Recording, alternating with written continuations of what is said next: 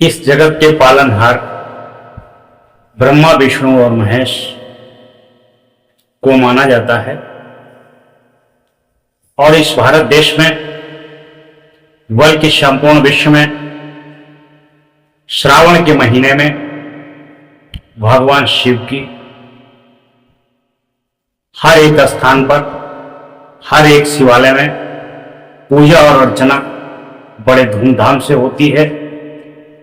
प्रत्येक तीर्थ में, पवित्र नदियों में, गंगा, कावेरी, यमुना और सतलज में जल भरकर के श्रद्धालु भगवान शिव को समर्पित करते हैं और पुण्य की प्राप्ति करते हैं।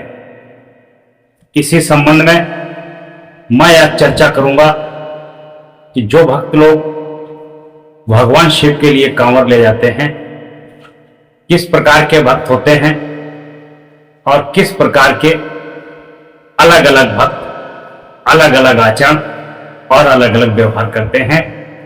आज हम कांवर ले जाने वाले भक्तों के विषय में चर्चा करेंगे और किस प्रकार के लोगों को कांवर ले जाने से भगवान शिव का आशीर्वाद फलीभूत होता है और किस प्रकार के लोग मात्र एक दम अर्थात दिखावा करते हैं, उनको किसी प्रकार का कोई आशीर्वाद प्राप्त नहीं होता है, बल्कि उनके शरीर को कष्ट और रुपए पैसों की हानि होती है। तो श्रावण मास में कांवर ले जाने के क्या नियम संयम हैं, किस प्रकार का भाव होना चाहिए, ये हम एक कहानी के माध्यम से आपको समझाएंगे। यदि हमारी ये कहानी, ये कथा आपको पसंद आए तो आप हमें लाइक्स एंड कमेंट्स करके अवश्य बताएं कि इस कथा कहने का हमारा औचित्य क्या था और वास्तव में ये कथा ठीक है कि नहीं है। तो हम चर्चा करेंगे कि भगवान शिव और देवी पार्वती अपने पर्वत शिखर पर, कैलाश पर्वत पर बैठे होते हैं, आपस में चर्चा करते हैं कि इस सृष्टि में, इस दुनिया में किस प्रकार के संसारिक लोग अपना जीवन व्यतीत करते हैं, किस प्रकार से वह कष्ट पाते हैं और किस प्रकार से सुख पाते हैं और किस प्रकार से कष्टों के बंधन से मुक्त होते हैं। इस प्रकार की चर्चा देवी पार्वती और भगवान शिव करते हैं। जब तक देवी पार्वती देखती हैं कि एक तरफ से कुछ लोग भगवा वस्त्र पहन करके लोटे और कलश में जल भर करके आते हैं और भगवान शिव के नाम का उच्चारण करते हैं, बम भोले, जय भोले के नाम का उच्चारण करते हैं, देवी पार्वती की दृष्टि उन लोगों के ऊपर जाती है। तभी देवी पार्वती शिव से पूछती हैं कि हे स्वामी, हे भगवान भोलेनाथ, ये कौन लोग हैं जो आपके नाम का उच्चारण करते हैं, आपके नाम के वस्त्र पहने हैं और गंगा जल लिए जा रहे हैं, शिवालय की ओर बढ़ रहे हैं, बम भोले का नारा भी लगा रहे हैं। भगवान शिव हंसते और मुस्कुराते हैं, ये कोई और नहीं है, ये मेरे ही भक्त हैं। इनमें मेरे प्रति भक्ति भाव और श्रद्धा है, जिस कारण ये लोग नाना प्रकार की भिन्न भिन्न नामों की पवित्र नदियों का जल ला करके और जलाभिषेक करते हैं। ये मेरे ही भक्त हैं। देवी पार्वती ने कहा कि भक्तों में इतनी अटूट श्रद्धा, ये आपके दर्शन करने को जा रहे हैं और आप कैलाश पर बैठ करके यहां मस्करी कर रहे हैं। चलो मंदिर में चले, भक्तों को दर्शन दें। भगवान शिव कहते हैं कि मुझे मंदिर नहीं जाना है। देवी पूछती हैं कि मंदिर क्यों नहीं जाना है। तब वह बताते हैं कि इतनी भीड़ है, इतने भक्त आते हैं, ये सब हमारी मूर्ति के दर्शन करके अपने अपने घर चले जाएंगे। देवी पार्वती भगवान शिव को समझाती हैं, 100 किलोमीटर 200 किलोमीटर कोई पैदल चल के आ रहा है, कोई साइकिल चला के आ रहा है, कोई मोटरसाइकिल से आ रहा है, कोई कार से आ रहा है, कोई लेट करके आ रहा है, कोई भाग करके आ रहा है, कोई दौड़ करके आ रहा है। इतना कष्ट सह करके आपके दर्शन करने आ रहा है और आप कहते हैं कि हमारी मूर्ति के दर्शन करके वापस चला जाएगा। ये तो उनके साथ अन्याय है। देवी पार्वती के हट करने पर भगवान शिव कहते हैं कि इसमें कितने भक्त हैं और कितने भक्त नहीं हैं, कितने केवल हमारे नाम के कपड़े पहने हैं और भांग धतूरा खाते हैं, शराब पीते हैं, नशा करते हैं, मदिरा पीते हैं और हमारे नाम का बखान करते हैं, वह हमारे भक्त नहीं हो सकते हैं। जिसके अंदर पूर्णता भक्ति है, जिसके अंदर श्रद्धा है, जो मुझे भाव से प्राप्त करना चाहता है, मैं उसको ही दर्शन देता हूं और वही मेरी कृपा का पात्र बनता है। और जो नशा करके जाता है, भांग धतूरा खा के जाता है, उत्पात करता है, रास्ते में जहां बहन बेटियां खड़ी होती हैं उनको दिखा दिखा कर डीजे पर डांस करता है, वह हमारी कृपा से वंचित रह जाता है।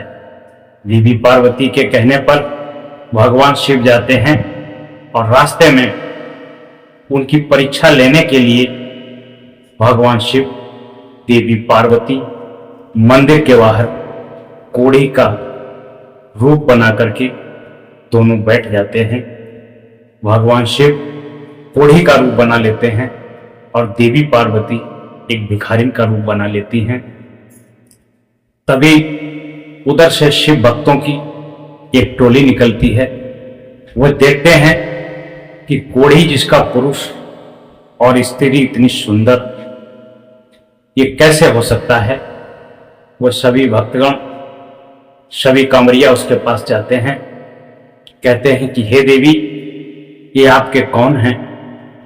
देवी पार्वती बताती हैं कि ये हमारे पति हैं और इन्हें कुष्ठ हो गया है, जिस कारण ये परेशान हैं, जिस कारण इनका ये शरीर की काया ऐसी हो गई है। वो भक्तों की टोली, वो कांवरियों की टोली कहती है कि क्यों कोढ़ी के पीछे पड़ी हो, हमारे घर चलो, हम तुम्हें वहां से कोई अच्छा लड़का देख करके शादी कर देंगे, तुम्हारा निर्वाह भली भांति होगा। तभी शिव और पार्वती एक दूसरे की तरफ देखते हैं और मुस्कुराते हैं। देखा पार्वती, किस किस मॉडल के भक्त आते हैं, बच के रहना, कहीं ये तुम्हें ना ले जाए।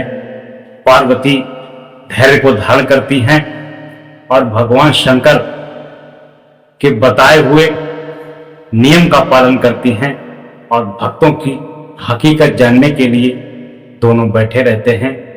कुछ देर के बाद में दूसरे कांवरियों की टोली आती है। वह कांवरिया देखते हैं कि ये कोढ़ी के पास इतनी सुंदर स्त्री बैठी है।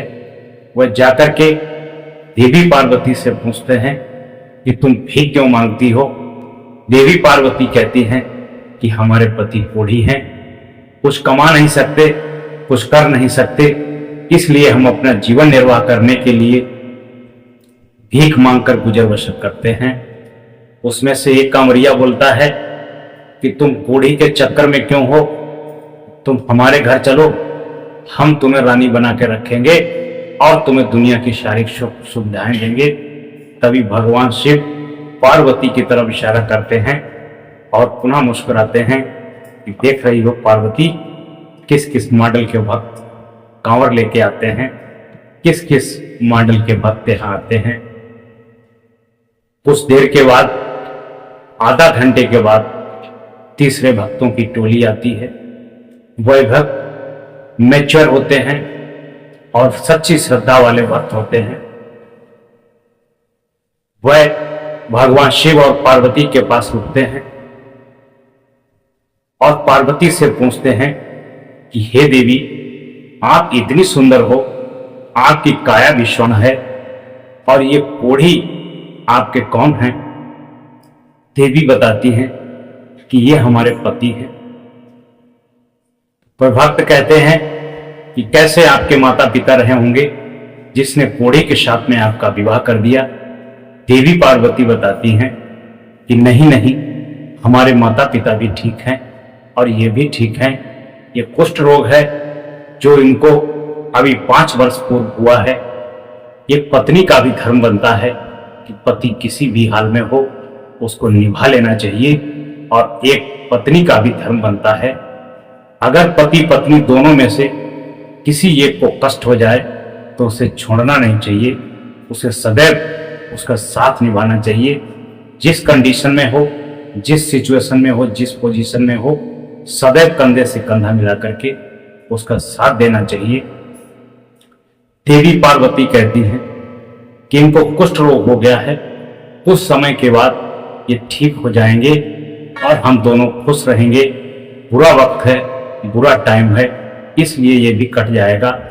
वह शिव भक्त कहते हैं कि देवी, मैं आपकी बात सुन करके, आपका चरित्र देख करके खुश हो गया हूं कि वास्तव में एक नारी नारायणी बन सकती है यदि इस प्रकार का भाव, इस प्रकार के गुण उसके अंदर हों। सभी शिव भक्त अपनी अपनी थैली से थोड़ा थोड़ा गुड़ और थोड़ा थोड़ा चना निकालते हैं और थोड़ा पूरी पराठा भी निकालते हैं और उस देवी को दान करते हैं कि जब तुम्हें भूख लगे तो खुद खा लेना और थोड़ा इन्हें भी खिला देना, क्योंकि ये तो कोढ़ी हैं, खा नहीं सकते हैं। और बस सभी लोग 10-10 रुपए निकाल करके उस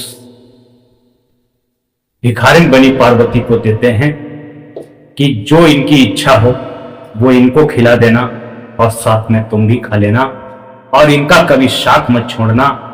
ये तुम्हारे प्रेम से, तुम्हारे भाव से और तुम्हारी की गई कोमल हाथों की सेवा से ही ये ठीक होंगे, वरना ये ठीक नहीं होंगे। इनका साथ मत छोड़ना। और जय भोले बम भोले कह करके वह सभी भक्तगण शिव के दर्शन करने को चल देते हैं। भगवान शिव और पार्वती एक दूसरे को देखते हैं और प्रसन्न होते हैं।